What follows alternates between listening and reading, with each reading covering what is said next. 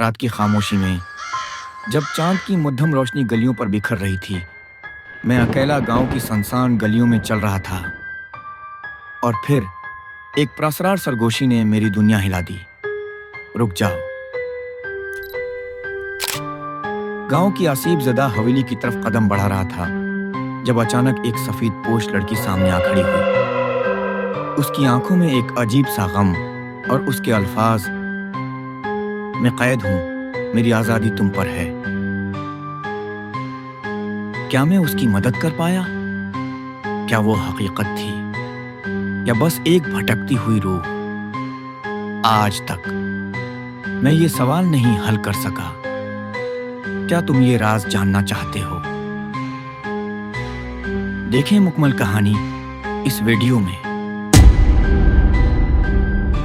रात की तारीकी में जब चांद की हल्की रोशनी जमीन पर मध्यम परछाइयां बखेर रही थी, मैं अपने नाना के गांव की सुनसान गलियों में तुन्हा चल रहा था। ये गांव पुराने वक्तों की एक दास्तान मालूम होता था। कुछ रास्ते दीवारों पर जमी पुरानी भीलें और ऊंचे दरख्तों के साए उसके कदीम होने का सबूत थे। रात के उस पहर सब कुछ प्रसरार लग रहा था। कहीं दूर किसी अलो की आवाज सुनाई दी और हवा में खनखनाती हुई दरख्तों की शाखें माहौल को मजीद सुनसान बना रही थीं। ये गांव अपनी रवायात, क़स्सों और पुरानी दास्तानों की वजह से मशहूर था। यहाँ की हर गली, हर दीवार जैसे कोई राज छिपाए बैठी थी। दिन के वक्त तो सब कुछ आम लगता, मगर रात के अंधेरे में ये गांव एक प्रसरार कहानी की मानंद महसूस होता। लोग कहते थे कि उस जगह कुछ ऐसा है जो नजर नहीं आता मगर महसूस है, जरूर होता है। गांव में दिन भर का शोर अब खामोशी में ढल चुका था। मेरे कदमों की आवाज गली की खामोशी में गूंज रही थी। नाना के किस्से हमेशा मुझे खौफजदा करते थे, मगर आज की रात कुछ अलग थी। गांव के पुराने हवेली के करीब पहुंचा तो एक अजीब सी सरसराहट सुनाई दी। वो हवेली जिसे सब आसीब ज़दा कहते थे। मैंने कई बार सुना था कि वहां एक लड़की की आहट महसूस होती है, मगर कोई उसे देख नहीं पाया।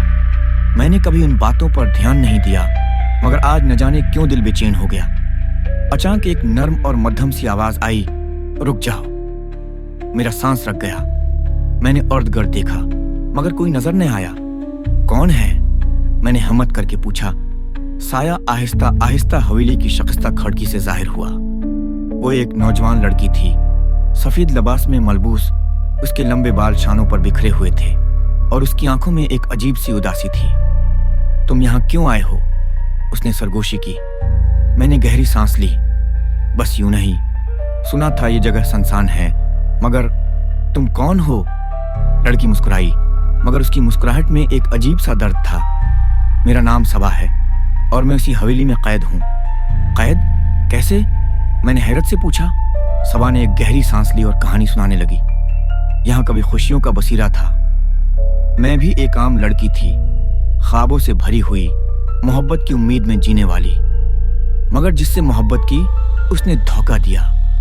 मेरे अपने ही घर वालों ने मुझे उस हवेली में कैद कर दिया और एक रात मुझे हमेशा के लिए खामोश कर दिया।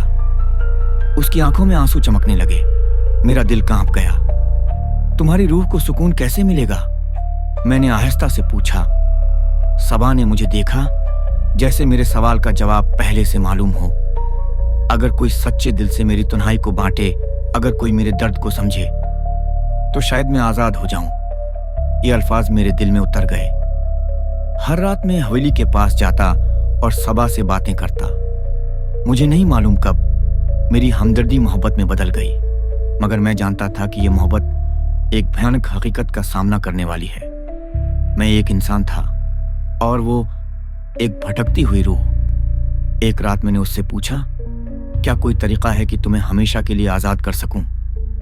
सबा ने आसमान की तरफ देखा, जैसे कुछ सोच रही हो।